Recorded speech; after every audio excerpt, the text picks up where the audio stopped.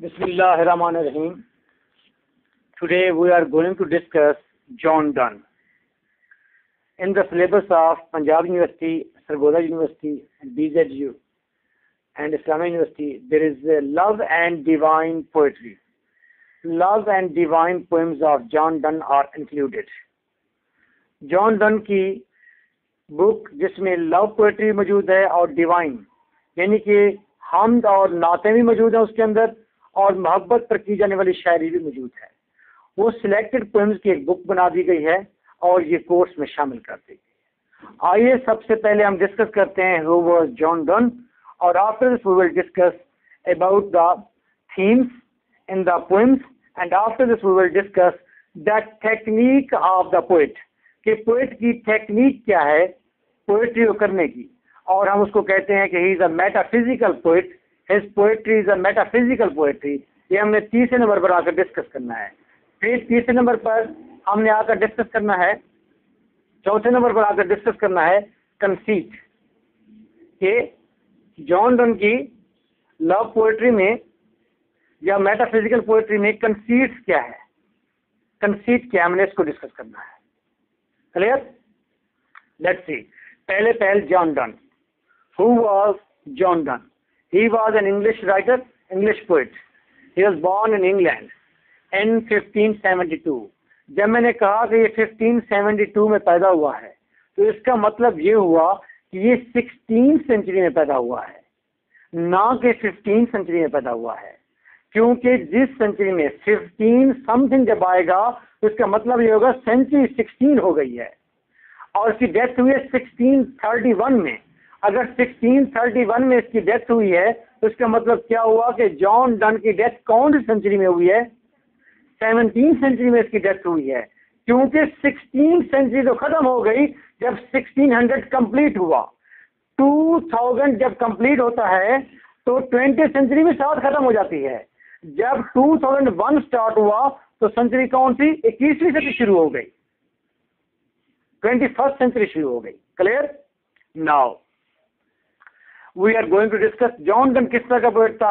he was bit lusty when he was in London, जब London में था तो इसके बारे में एक ही सेंटेंस कहा जाता है, he was a frequent visitor of ladies, girls का फ्रीक्वेंट विजिटर था, और उसने वेमेन साइकी को बड़े करीब से देखा है और बेशुमार लव अफेयर्स थे इसके।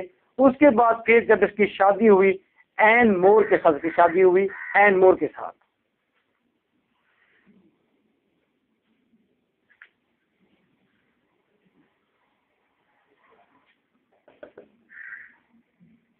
देखो कौन है,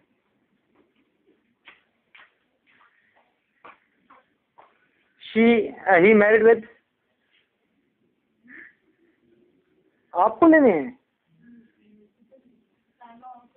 शीज गॉन, शीज गॉन।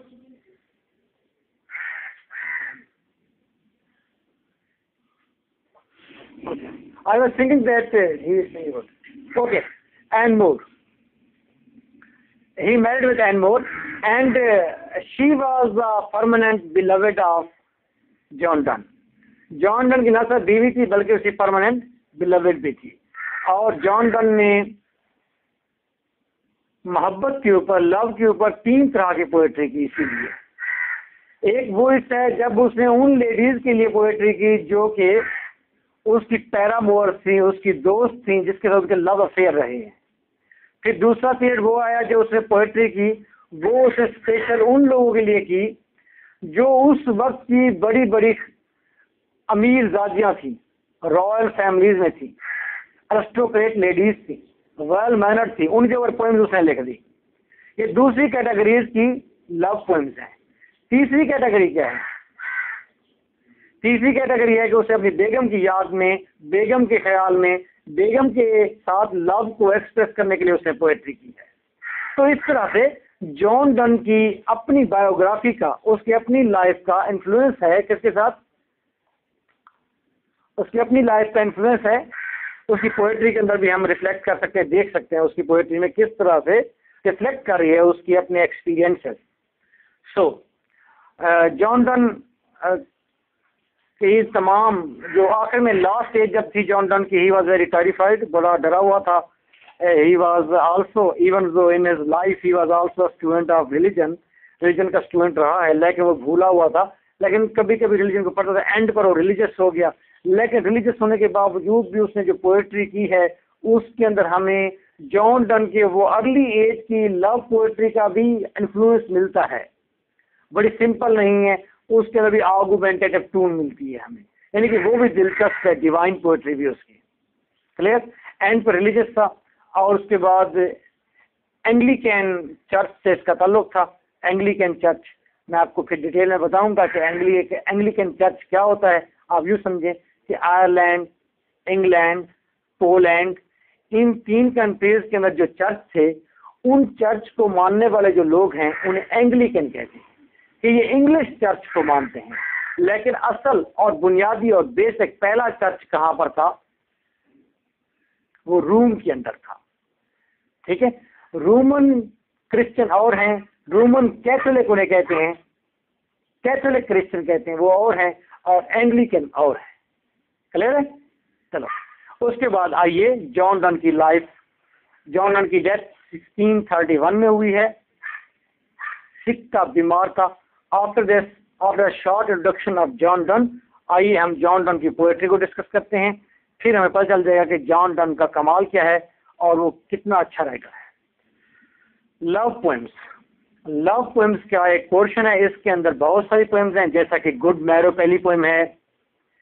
लव पोएम में एक पोएम है go and catch the falling star. Sun rising most important poem है, sun rising. At the same time ecstasy is over there, एक पोएम है उसका नाम एक्सटेसी है। ट्विक नेम गॉर्डन है, एक पोएम है। सेंट लूसीज डे, वो एक पोएम है इसकी। Eight the same time the फली एक है। बिफोर गोइंग टू बेड, ये एक पोएम है उसकी। At the same time nocturnal upon Saint Lucy's day, वो भी मैंने आपको बता दिया। ये लव पोएम्स हैं उसकी। इन लव पोएम में किस तरह की बातें की, जैसा कि गुड मैरो है पहली पोएम, इसमें राइटर कहता है जब तक हमने मोहब्बत नहीं की थी, हम तो बिल्कुल छोटे बच्चे थे, जब तक हमने मोहब्बत नहीं की थी हम ऐसे थे जैसे हम सदियों से किसी गौर में सोए हुए हों। जब मोहब्बत हुई है तो लगा है कि आज जागे ही आ जाए, और जो ही जागता है फौरन कहता है कि गुड मैरो, कहता है सुबह बखैर। ठीक है? जो ही उसे एहसास होता है कि मुझे मोहब्बत हुई है तो मैं जागा हूं, तो पहले कहता है गुड मैरो, गुड मॉर्निंग अपनी वाइफ को कहता है कि आज जाग गए हैं, गुड मॉर्निंग, आज पहला दिन है, समझे, मोहब्बत ने हमें जगाया है। ये गुड मैरो में उसका कंसेप्ट है। फिर सन राइजिंग है एक पोएम। सन राइजिंग के अंदर वो कहता है सूरज को डांट देता है, सूरज को कहता है बिजी ओल्ड फूल अनडुली सन, हम सोए हुए हैं तो हमें जगाने आ गया है। वो पोएम पूरी पढ़ेंगे। फिर गो and catch the falling star, उसने औरतों की तारीफ के पुल बांध दिए हैं, बहुत खूबसूरत। अच्छा, उसके बाद फिर एक्सटेसी है, जहाँ पर वो डिस्कस करता है एक्सटेसी में कि मोहब्बत जो होती है वो महज फिजिकल नहीं होती, मोहब्बत म्यूचुअल लव होता है, स्पिरिचुअल लव होता है, साउल्स की मोहब्बत होती है इसमें। और फाइनल ये कोटेशन देता है वो कहता है कि मोहब्बत करने के लिए रूहों का मिलना भी लाजमी है, और रूहों को आपस में मिलाप जो है वो फिजिकल लव के बगैर हो ही नहीं सकता। उसकी पूरी आर्गुमेंट दी है उसने, बहुत फिलोसफिकल पोएम है। क्लियर?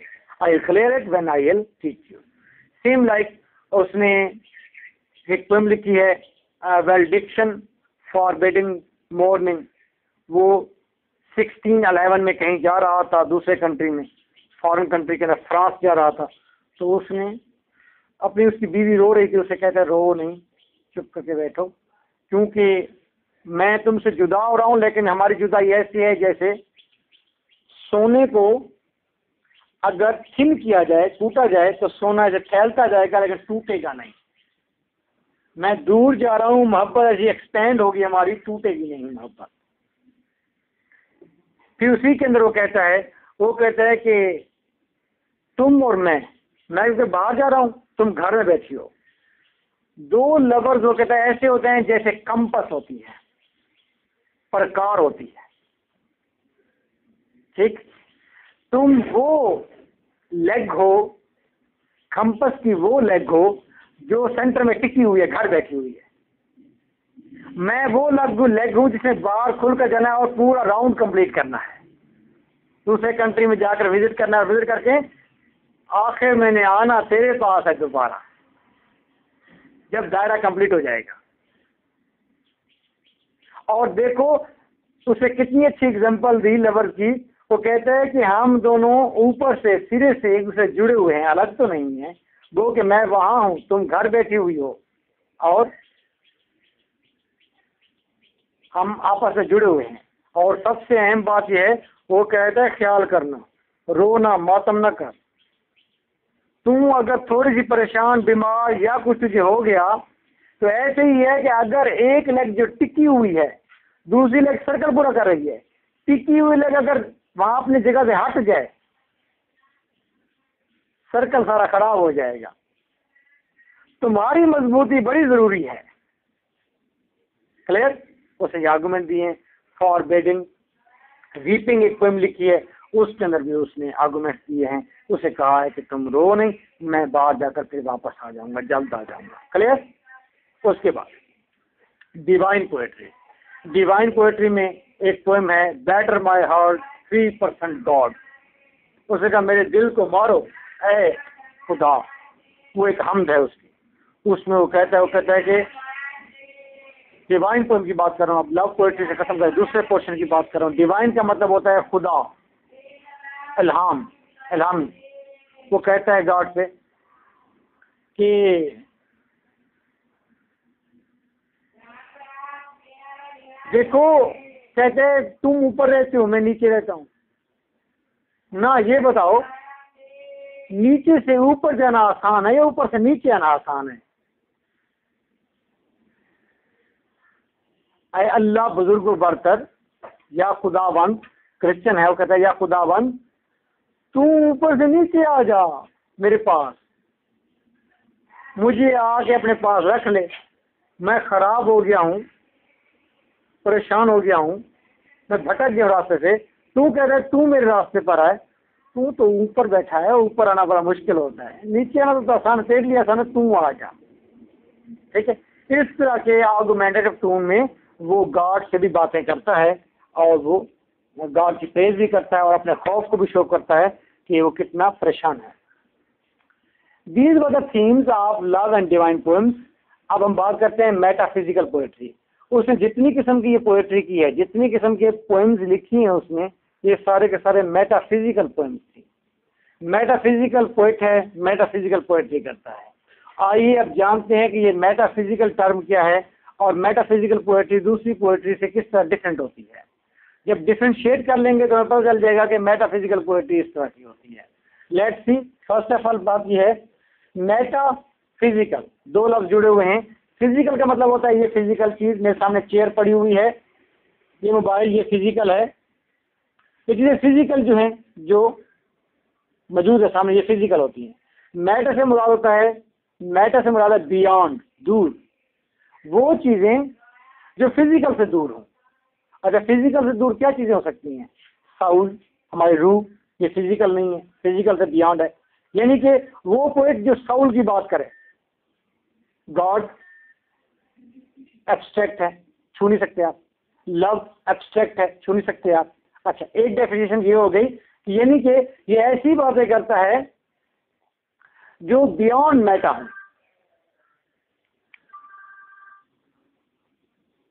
जो बियॉन्ड मैटर हो। जो मैटर से दूर होने क्या कहेंगे? जो फिजिकल से दूर होंगे उन्हें क्या कहेंगे? उन्हें मेटाफिजिकल पोएट्री। इसकी पोएट्री में मेटाफिजिकल आइडियाज हैं। क्लियर? मेटाफिजिकल आइडियाज हैं। अब मेटाफिजिकल पोएट्री को बनाने के लिए ये तुम्हें पता चल गया कि पोएट ये कहता है कि मोहब्बत साउल्स की मोहब्बत होती है, लव साउल्स का लव होता है। ये बात तो क्लियर होगी। तो इसका मतलब है वो लव की बात कर, लव भी मेटाफिजिकल टर्म है, साउल की बात है, ये भी मेटाफिजिकल टर्म है। लेकिन एक चीज और है मेटाफिजिकल पोएट्री के अंदर, और वो चीज जरूरी है। जब पोएट्री के अंदर ये चीज जिसका नाम मैं लेने जा रहा हूं वो आ जाएगी तो क्या होगा, तो फिर पोएट्री 100% मेटाफिजिकल हो जाएगी, और वो है कंसीट। यानी कि पोएट, मेटाफिजिकल जो पोएट होगा वो यूज ऑफ कंसीट जरूर करेगा, वो कंसीट का इस्तेमाल जरूर लाएगा अपनी पोएट्री में। अब मेटाफिजिकल टर्म को तो हमने समझ लिया कि ये बियॉन्ड द फिजिकल है। आइए अब हम समझते हैं कंसीट क्या है। कंसीट का लफ्ज़ी मतलब है ओवर एस्टिमेट। बिलाल एक बार याद रखें, जब मैं पढ़ा रहा हूँगा उस वक्त आपका पेन चल रहा होगा नीचे, आंख आपकी मुझ पर व्हाइट बोर्ड पर होगी लेकिन नीचे आपका पेन चल रहा होगा। और मोस्टली कोशिश करें कि जो टॉपिक पढ़ रहे हैं उसी की बुक के ऊपर लिखा जाए। रजिस्टर गुम हो सकता है, बुक गुम नहीं हो सकती। और जब भी आप वो पॉइंट खोलेंगे सारी बातें, सारा कुछ याद आ जाएगा। क्लियर? ओके, तो अब हम बात करते हैं कंसीट की। What is conceit? पहली बात, कौन से पोएट कंसीट इस्तेमाल करते हैं? मेटाफिजिकल पोएट कंसीट का इस्तेमाल जरूर करते हैं। आइए देखते हैं कंसीट क्या है। कंसीट का लफ्जी मतलब है ओवर एस्टिमेट, किसी चीज को बढ़ चढ़ कर बयान कर देना, ये ओवर एस्टिमेट हो जाएगा। ठीक है, अच्छा आइए ओवर एस्टिमेट के एक एग्जांपल लेते हैं कि ओवर एस्टिमेट क्या है।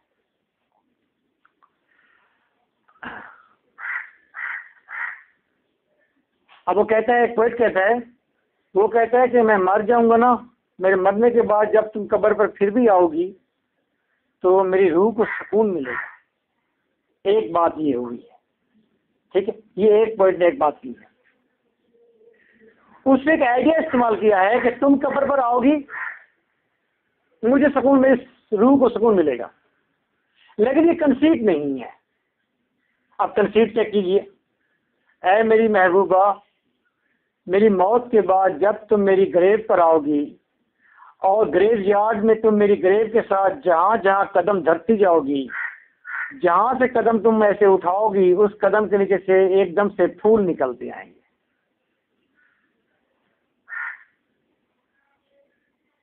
जहाँ जहाँ वो कदम धरेगी वहाँ वहाँ से फूल एकदम से स्प्रिंग करते जाएंगे। आप इस आइडिया को जरा ज़हन में इमेजिनेशन तो करें, सोचें ज़रा कि ऐसे एक खातून चल रही है वाइट ड्रेस के अंदर, कॉटन का उन्हें सूट पाया हुआ है, ठीक है, बाटा दी उन्हें जुत्ती है, ठीक है, सोनी जी, कि वो ऐसे जा रही है और नीचे से फूल, फूल भी रंग बिरंगे, ऐसे ग्रीन जैसे इंतहाई सर्दी के अंदर बर्फ का रंग ग्रीन हो जाए, ठीक है, और पिंक, रेड, ब्लू सारे कलर में फूल एकदम से स्प्रिंग करें ऐसे। That is conceit. ये कंसीट है जो बाटा की जूती के नीचे से नजर आ रही है। Okay, that is conceit. अच्छा, एक कंसीट और देखते हैं। कंसीट का फिर मतलब तो ये हुआ कि सर जी एग्जेजरेशन। एग्जेजरेशन, एग्जेजरेशन का मतलब होता है बहुत ज्यादा शोखा, बहुत ज्यादा ओवर कर देना किसी चीज, ठीक है। अच्छा, मेरी महबूबा तो मेरी, हम कहते हैं कि मेरी जो महबूबा है वो मेरा सब कुछ है। एक राइटर कहता है, डॉन कहता है, मेरी महबूबा जो है वो पूरी दुनिया की जमीन है और मैं इस पूरी जमीन का प्रिंस हूं अकेला, क्योंकि ये मेरी मलकियत है, मेरी स्टेट है और मैं इसका प्रिंस, अकेला प्रिंस हूं। तो ये भी एक कंसीट है। सबसे बड़ी कंसीट ये है जब वो कहता है कि lover and beloved we both are like the legs of thumper. ये बड़ी टेक्निकल मैथमेटिकल किस्म की कंसीट इस्तेमाल कर दी है उसने, और पहले पैर तो हमें लगा कि यकीन नहीं आया कि ये कैसी बात है, और जब उसने लॉजिक दिए हैं उसके, और हमें इतना मजा आया है, इतना ही मजा आया जिस तरह कोई मैथमेटिकल क्वेश्चन को दिन भर हम सॉल्व करते हैं और सॉल्व करने के बाद जो मजा आता है उसको, उसकी जब सोल्यूशन निकाल लेते हैं, बिल्कुल इस कंसीट को समझने के बाद इतना ही मजा आता है। क्लियर? तो मेटाफिजिकल पोएट वो होते हैं जो बियॉन्ड मेटा चीज़ों को डिस्कस करते हैं, वो साउल की बात करते हैं, वो लव की एब्स्ट्रैक्ट चीज़ों की बात करते हैं, और मेटाफिजिकल पोएट जो होते हैं वो कंसीट का इस्तेमाल करते हैं। आइए आज हम इसकी पोएम पढ़ते हैं, the good marrow.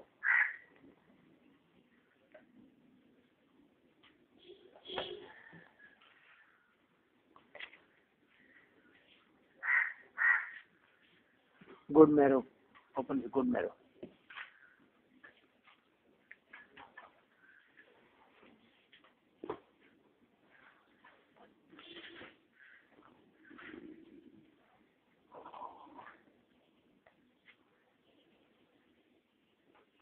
Ready?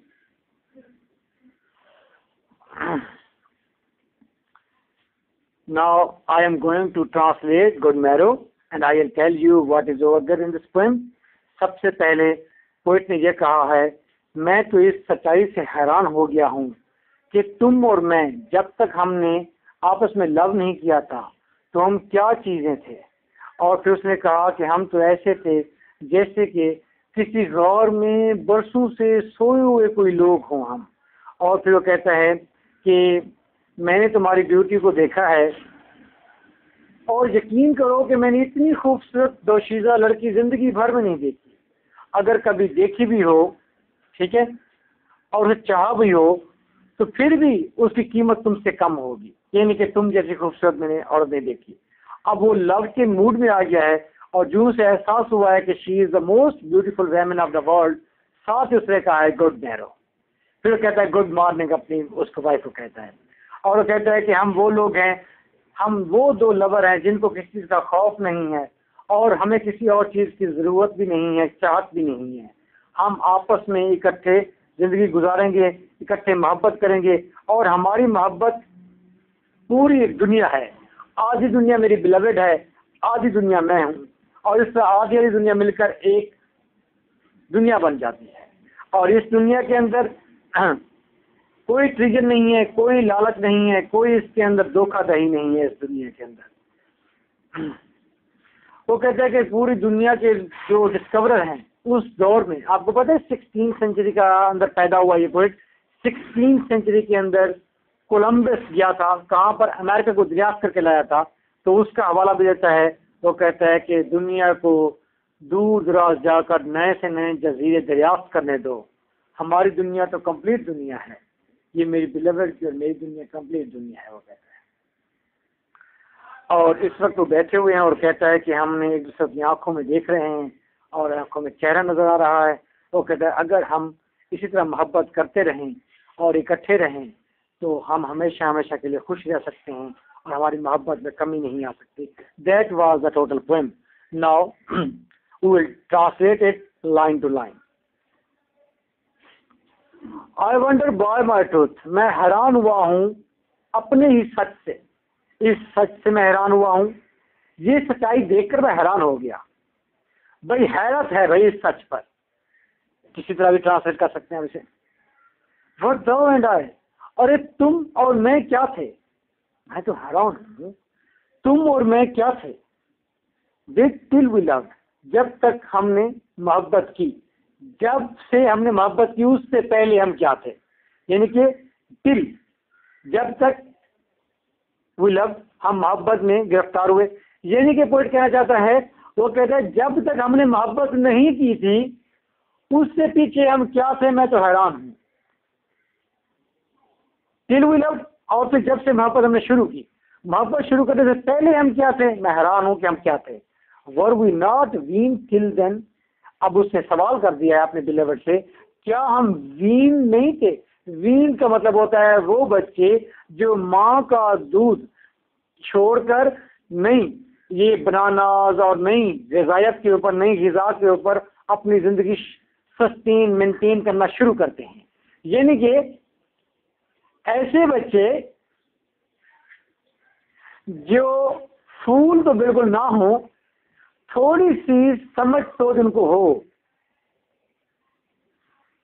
Wien के मतलब ऐसे बच्चे जो बैठ सकते हो। अब ग़िज़ा आप कितने साल के बच्चों को देते हैं, मेरे ख्याल में 6 माह के बच्चों को देते हैं, 6 मंथ से होता है ना, 6 मंथ है, 6 मंथ का बच्चा मेरे ख्याल में बैठ सकता है? नहीं, आजकल जदीद दौर है बैठना। और वो वैसे कमजोर होगी, नहीं मेरे बैठ जाना चाहिए। अब तो वैसे ना ही बैठे तो बैठा देना चाहिए, तो क्या भी जदीद दौर, जल्दी जल्दी बस पड़े जाना।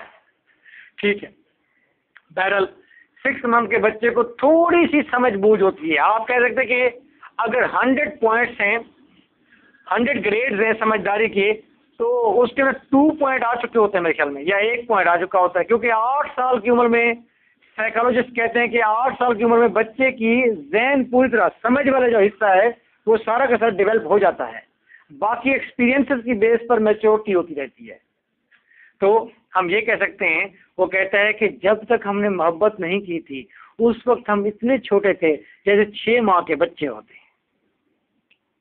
अब ये वीर, वो ये भी कह सकता था ऐसे थे जैसे हम बिल्कुल 1 दिन के बच्चे हों। 1 दिन के बच्चे क्यों नहीं कहा उसने? इसलिए वो ये कहना चाहता थोड़ी सी समझ बूझ थी। अदरवाइज क्रिटिक क्लेम कर रहा था, वो कहे जो 1 दिन का बच्चा हो उसको फिर मोहब्बत में गिरफ्तार कैसे हो सकता है वो?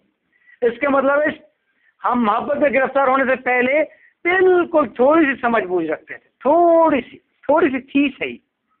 उसको लाने के लिए उसने वींड का लफ्ज इस्तेमाल किया है। तो वींड का मतलब है वो बच्चे जो माँ का दूध छोड़कर हिदायत के ऊपर अपना सफर शुरू करते हैं। तो पोइट कहता है जब तक हमने मोहब्बत नहीं की थी हम बिल्कुल भोले भाले से बच्चे थे, बट सख्त ऑन कंट्री प्लेयर्स, और हम बस कंट्री प्लेयर्स, हम दुनियावी चीज़ों को एंजॉय कर रहे थे, छोटी छोटी चीज़ों को एंजॉय करते थे, बड़ी मामूली चीज़ों को एंजॉय कर रहे, चाइल्डिशले बड़े ही बचकाना अंदाज में। ऐ मेरी महबूबा, जब तक हम मोहब्बत में मुब्तला नहीं थे, मोहब्बत में गिरफ्तार नहीं थे, हम 6 माह के बच्चों की तरह थे जो महज छोटी छोटी चीज़ों पर अपनी ज़िंदगी गुजारते हैं और छोटी छोटी चीज़ों को बच्चों की तरह एंजॉय करते हैं। और स्नोटेड, सख्त का मतलब देखा है हमने, सख्त का लफ्ज़ इस्तेमाल किया। हम कंट्री प्लेयर को सख्त करते थे, सख्त का लफ्ज़ वहीं दूध पीने वाले बच्चे से उसने रिजेम्बलेंस देने के लिए क्या है। उसके बाद और snorted we in the 7 sleepers den, या हम ऐसे थे जैसे कि हम ऐसे थे जैसे कि गौर में सोए हुए 7 लोग थे उनकी तरह हों।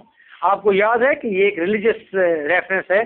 साहब कफ कहते हैं जो कई सदियों तक सोए रहे थे, तो कहा है कि हम कई सदियों तक सोए रहे हैं जैसे ऐसे थे। तो हमें पता चल गया कि पोइट का रिलीजियस मामलात में भी काफ़ी गहरा मुताला है, इसलिए उसे रिलीजियस रेफरेंस भी दिया है। हम पोएम को तो एंजॉय कर ही रहे हैं, साथ हमारे ये भी क्लियर हो रहा है कि हमारा पोइट जो है वो कितना ज़हीन है, कितना नॉलेज रखता है। वो डेन का मतलब होता है केव, गार। 7 स्लीपर्स साहब कफ, हम ऐसे थे जैसे कि वो 7 लोग गौर में सदियों तक सोए रहे थे, हम भी वैसे गुमनामी की जिंदगी गुजार रहे थे। दैट वाज सो, ऐसा ही तो था। बट दिस, लेकिन अब ऑल प्लेयर्स फैंसीज भी, अब तमाम खुशियाँ तस्वुराती लगती हैं। वो जो पिछली खुशियाँ थी तस्वुराती थी, सारी की सारी झूठी खुशियाँ थी। If ever any beauty I did see, तुमसे मिलने से पहले, एन मोर को कहता है तुमसे मिलने से पहले अगर मैं किसी खूबसूरत लड़की को मैंने देखा भी है, ब्यूटी खूबसूरत लड़की, मेरी जिंदगी में अगर कोई खूबसूरत लड़की आई है उसको मैंने देखा भी है तुमसे मिलने से पहले। If ever any beauty I did see, अगर मैंने कोई ब्यूटी देखी है, खूबसूरत लड़की देखी है, विच आई डिजायर्ड, इतनी खूबसूरत कि मैं उसकी ख्वाहिश भी कर बैठा हूं, यानी ये खूबसूरत थी वो। अगर तुमसे पहले मैंने किसी खूबसूरत लड़की को देखा और इतनी खूबसूरत कि उसकी मैंने ख्वाहिश कर दी हो, एंड गॉड, और इतनी ख्वाहिश कि मैंने उसे हासिल भी किया हो, लेकिन लड़की बहुत खूबसूरत होगी। तुमसे पहले अगर मैंने किसी खूबसूरत लड़की को देखा हो, खूबसूरत लड़की, इतनी खूबसूरती की भी तो कैटेगरीज है ना। एक खूबसूरती ये है कि आप देखते हैं और आप कहते हैं हाँ खूबसूरत है, एक ये होता है देखते हैं और आप कहते हैं कि फिर देखें, एक बार उसके पीछे जाते हैं। एक इतनी खूबसूरत होती है कि आप देखते हैं और आप रह नहीं पाते, आप कहते हैं इसको हासिल करके रहना है, इस फ्लावर को, इस ब्यूटी को। तो वो कहते हैं कि मैंने अगर कोई खूबसूरत लड़की देखी है, उसकी ख्वाहिश कर बैठा हूँ, इतनी खूबसूरत हो, और फिर ख्वाहिश करने के बाद वो लड़की मैंने हासिल भी की हो, वो खूबसूरत लड़की, it was but a dream of थी, तो समझो बस कि वो तुम्हारी परछाई से ज्यादा कुछ नहीं। यानी कि खूबसूरत से खूबसूरत लड़की जो मैंने आज तक देखी है और उसे मैंने हासिल भी किया है, वो भी तेरी परछाई के बराबर है, तेरा ख्वाब है, तेरे बराबर नहीं हो सकती। You are the most beautiful women of the world. इस तरह एन मोर को एलिज़ाबेथन पीरियड के, एलिज़ाबेथन क्योंकि 17वीं सेंचुरी 16वीं सेंचुरी ये पीरियड क्वीन एलिज़ाबेथ का पीरियड है, तो एलिज़ाबेथन पीरियड की जितनी भी खवातीन है सब पर एन मोर को बर्तरी हासिल हो गई कि सबसे खूबसूरत वही है। And now good morrow to our waking souls. अब हमारी जागी हुई रूहों को गुड मॉर्निंग। आज हम जाग गए हैं तो पहला दिन आज ही है, सुबह बाखैर जिंदगी। Which what not one another out of fair, और हम एक दूसरे को बगैर किसी खौफ के जानते हैं और देखते हैं। For love all love of other sides controls, और जहाँ तक मोहब्बत की बात है, all love of other sides, तमाम दूसरी चीज़ों के बारे में मोहब्बत अब कंट्रोल हो चुकी है। अब हमें दुनिया की कोई चीज़ और भी नहीं चाहिए। दुनिया की कोई खूबसूरत लड़की और एन मोर को कोई दुनिया का खूबसूरत मर्द अब पसंद नहीं है, उनको ज़रूरत नहीं है, वो कंट्रोल हो चुके हैं। तमाम डिज़ायर्स अब कंट्रोल हो चुकी है। वो कहते हैं कि अब बस हमारी दुनिया कंप्लीट हो चुकी है, अब किसी और चीज़ की ज़रूरत नहीं है। अब हमारी मोहब्बत, अब मोहब्बत में गिरफ्तार और मोहब्बत कर रहे हैं और बाकी तमाम चीज़ें कंट्रोल्ड है, किसी और चीज़ की ख्वाहिश नहीं है। All love of other sides, तमाम तर मनाजिर के बारे में जो मोहब्बत हो सकती है कंट्रोल्स, वो अब हमने कंट्रोल कर ली है। यानी अब हमें किसी और चीज़ से मोहब्बत हम नहीं करते सिवाय एक दूसरे के। And makes one little room, और हमारी एक छोटी सी दुनिया है, वन लिटिल रूम छोटी सी दुनिया है, एंड एवरीवेयर, और ये दुनिया तो हर जगह मौजूद है, हम जहाँ भी जाएं वहीं पर ये दुनिया मौजूद है। Let sea discoverers to new worlds have gone, समंदर में समंदर की खोज करने वालों को, कोलंबस जैसे कैरेक्टर को जिसने अमेरिका दरियाफ्त किया, कोलंबस जैसे शख्स को नई से नई दुनियाएं दरियाफ्त करने दो। अमेरिका एक बिल्कुल नई दुनिया थी जिसको दरियाफ्त कर लिया था उन्होंने, तो कहता है सी डिस्कवरर्स को जाकर नई दुनिया दरियाफ्त करने दो। लेट मैप्स टू अदर, और मैप्स पर, और मैप्स किसे कहते हैं, नक्शों पर क्या करना है, world on world have shown, नई से नई दुनिया शो करने दो। पहले मैप था तो मैप के अंदर अमेरिका था ही नहीं, जब अमेरिका डिस्कवर हो गया तो मैप बनाने वालों ने क्या किया होगा, मैप के ऊपर एक नई दुनिया बनाई होगी, ये अमेरिका भी है। कहता है कि मैप बनाने वालों को दुनियाओं के ऊपर दुनियाएं बनाने दो। Let us possess one world, और हमें बस एक दुनिया रखने दो। कौन दुनिया, मोहब्बत की दुनिया, लवर और बिलवर्ड की जो कंप्लीट दुनिया है, वन रूम है। कहते हैं हमें अपनी मोहब्बत में रहने दो। ईच हैज वन, और हर एक के पास अपनी दुनिया है, एंड इज वन, और फिर दोनों की मिलकर एक दुनिया बन जाती है।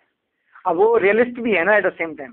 कहता है कि ये लड़की, इसकी भी पूरे जहन के इर्द गिर्द एक दुनिया है, इसकी साउल की दुनिया है, मेरी भी अपनी एक दुनिया है, हम दोनों की अलग अलग भी एक दुनिया है, और जब हम मिलते हैं तो फिर भी एक दुनिया है। आपको पता है इस वक्त जो लेटेस्ट आइडिया क्या है,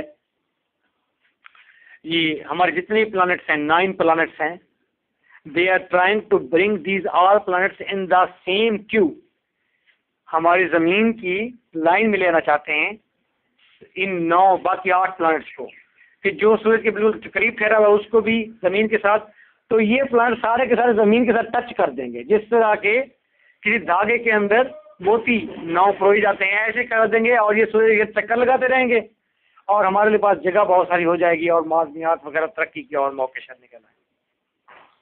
अब ये एक प्लान नया लॉन्च हुआ है, ठीक है। तो अब वो कहता है कि देखो आइडियाज़, मेटाफिजिकल पोएट्री का यही है कि वो फिजिकल से बियॉन्ड जब होते हैं तो ये आइडियाज़ लेते हैं, और उन्हीं आइडियाज़ को जब दूसरे स्कॉलर्स, रीडर्स पढ़ते हैं, वो एक व्यू फैलता है और वहाँ से कई नई सोचें निकलती हैं।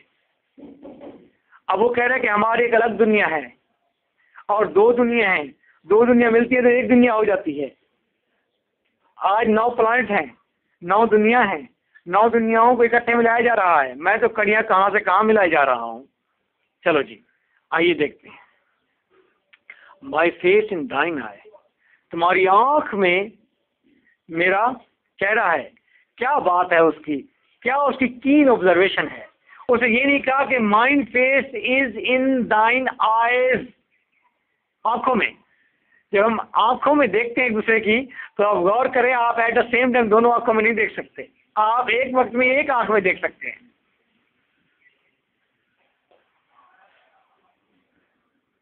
है जरूरत तो मेरी आंख में देख लो।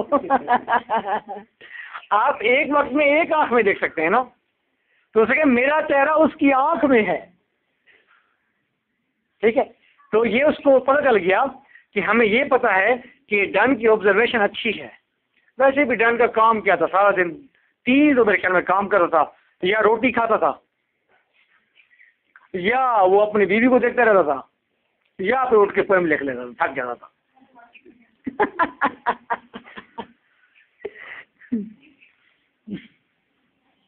माई फेस इन दाइन आई, दाइन इन माइन अपेयर्स, और तुम्हारा चेहरा इन माइन अपेयर्स, मेरी आंख में अपेयर होता है। यानी कि मेरा चेहरा तुम्हारी आंख में, तुम्हारा चेहरा मेरी आंख में है, दोनों। अब वो कहते हैं आंख के अंदर पूरा चेहरा मौजूद है, तो इसका मतलब है वो पूरी की पूरी तुम मुझ में बसती हो और मैं तुझ में बसता हूँ।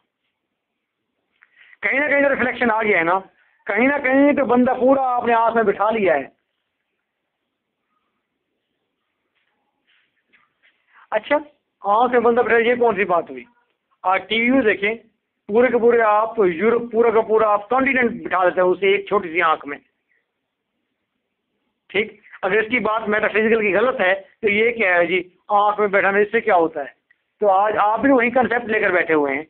एक छोटा सा आपके पास मोबाइल होता है, उसके अंदर उस छोटी सी आंख के अंदर आपने सब पूरी दुनिया समाई हुई है। तो मेटाफिजिकल पोइट अभी भी स्ट्रांग है, इसीलिए बड़े पोइट हैं। क्योंकि ये सेंचुरी याद रखेंगे 16-17 सेंचुरी है।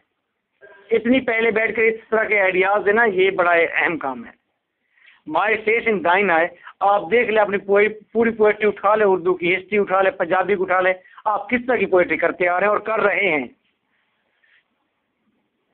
आप तो बस सिर्फ ब्यूटी बयान किए जा रहे हैं, या आप देखे जा रहे हैं दूसरे को, रिलेशन बयान किए जा रहे हैं। आपने कोई साइंटिफिकल देखें, इनकी सारी पोएम की बुनियाद देखें, इससे आगे चलोगे सर साइंटिफिक बुनियादों पर ये पोएम है सारी की सारी। वो उस वक्त ये बातें कर रहे हैं, सोचो उनकी पोएट्री इस अंदाज की है। कितनी चीज़ों को बयान किया है उसने, कोलंबस को भी बयान कर दिया है उसने, वर्ल्ड का कंसेप्ट भी दे दिया है उसने, आय का कंसेप्ट भी, हाँ, उस रिलीजन को भी साथ डिस्कस किया है। आइए देखिए, and true plain hearts does in the faces rest. अब इन चेहरों के अंदर ट्रू हर्ट्स हैं, यानी कि कहना ये चाहता है इस लाइन के अंदर कि अगर हम एक दूसरे की आंखों के अंदर मौजूद हैं तो हम दिल से एक दूसरे को चाहते हैं। बस इस लाइन का मतलब ये है, हम दिल से एक दूसरे को चाहते हैं, इसीलिए एक दूसरे के अंदर बसते हैं, रेस्ट है, एक दूसरे की आंखों में समाये हुए हैं। Where can we find two better hemispheres, और इससे बेहतर हेमिस्फीयर तो हो ही नहीं सकते। हेमिस्फीयर मीन कि आधी दुनिया, आधी दुनिया मैं हूँ, आधी दुनिया मेरी बिलवेड है, और ये मिलकर एक दुनिया बनाते हैं। चलो कहीं ना कहीं डन ये तो कहता है, मान रहा है ना इक्वालिटी है वेमेन की और मैन की, इक्वालिटी तो मान गया है। शेक्सपियर ने भी ये कहा है, कंटेम्प्रेरी है इसका, उसने कहा फ्रैलिटी दाई नेम इज वेमेन, कमजोरी तुम्हारा नाम औरत है। अरिस्टोटल ने भी कहा था, उसने कहा कि औरत जो है आधा मर्द है। तो कम से कम इसने हेमिस्फीयर तो बनाया है। ये भी तरह की मॉडर्निटी है कि उस दौर में शेक्सपियर जैसा शख्स नहीं मानता वेमेन को, कहते रहा है। आज भी वो आवाज़ ठहरी हुई है। शेक्सपियर ने कहा फ्रैलिटी दाई नेम इज वेमेन, कमजोरी तुम्हारा नाम औरत है। आज हम कहते हैं, वेमेन कहती है फ्रैलिटी नो मोर, कमजोरी मजीद नहीं। आज का नया स्लोगन ये है। Okay, where can we find two better hemispheres, कहाँ पर हमें मिलेंगे दो बेहतर हेमिस्फीयर। विदाउट शार्प नॉर्थ, जिसके अंदर या तो ना तो शार्प नॉर्थ हो, विदाउट डिक्लाइनिंग वेस्ट, और ना ही उसके अंदर डिक्लाइनिंग वेस्ट हो। शार्प नॉर्थ का मतलब क्या है? शार्प नॉर्थ का मतलब ये है कि जहाँ पर ना तो बहुत ज़्यादा सर्दी हो, विदाउट डिक्लाइनिंग वेस्ट, और ना ही वहाँ पर बहुत ज़्यादा ये गर्मी और सर्दी का कम्बिनेशन बनाया गया है। एक तरफ डिक्लाइनिंग वेस्ट में अगर गर्मी है तो शार्प नॉर्थ के अंदर क्या है, वो सर्दी है। तो कहते हैं कि हम ऐसे हेमिस्फीयर हैं जहाँ पर या ना तो बहुत ज़्यादा सर्दी है ना गर्मी, यानी कि हम ऐसे दो लवर्स हैं जिनके दरमियान मोहब्बत का एक तवाज़ुन है। हमारी मोहब्बत, हमारे जज्बात में ना ज़्यादा सर्दी है, हमारे जज्बात में ना ज़्यादा गर्मी है, हम तवाज़ुन में बैठे हुए हैं। और उसने मेटाफर कैसे इस्तेमाल किए हैं, सिंबल कैसे इस्तेमाल किए हैं, उसने इस्तेमाल किया है शार्प नॉर्थ, जियोलॉजिकल टर्म इस्तेमाल कर दी है। डिक्लाइनिंग वेस्ट जियोलॉजिकल टर्म इस्तेमाल कर रही है, रिलीजन को इस्तेमाल कर रहा है, जियोलॉजी को इस्तेमाल कर रहा है, मैथमेटिकल एलिमेंट्स इस्तेमाल कर रहा है, वो हर तरह की चीज को यूज कर रहा है। वॉट एवर डाइज, और वो चीज तबाह होती है, डिके हो जाती है, मर जाती है। वॉज नॉट मिक्सड इक्वली, जो तवाजुन में नहीं होती, बराबर मिक्स नहीं होती, यानी कि हमारे आपस में जो मोहब्बत है वो तवाजुन की मोहब्बत है। If our two loves be one, अगर हमारी दोनों की मोहब्बत सिमिलर हो जाए, हमारी दोनों की मोहब्बत एक हो जाए, हम दोनों एक ही दुनिया बना लें, एक ही मोहब्बत हो जाए हमारी, और दाओ and I love so like, या हम दोनों हमेशा इसी तरह से मोहब्बत करते रहें, हम दोनों इस तरह से अगर मोहब्बत करते रहें, दैट नन डू स्लैकन, तो हम में से किसी की मोहब्बत कमज़ोर नहीं पड़ेगी, हम में से कोई भी कमज़ोर नहीं पड़ेगा। नन कैन डाई, और ना ही हम में से किसी की मोहब्बत मर सकती है, ख़त्म हो सकती है। हमारी मोहब्बत हमेशा हमेशा के लिए कायम रहेगी अगर हम इसी तरह एक दूसरे को बराबर तवाज़ुन के साथ चाहते रहें तो। That was a poem good marrow, जिसका थीम सिर्फ इतना है, पोएट कहता है कि जब तक हम मोहब्बत में गिरफ्तार नहीं थे उस वक्त तक तो हम तारीकी में थे, हमने सुबह देखी ही नहीं थी, आज हमने सुबह देखी है। So nice.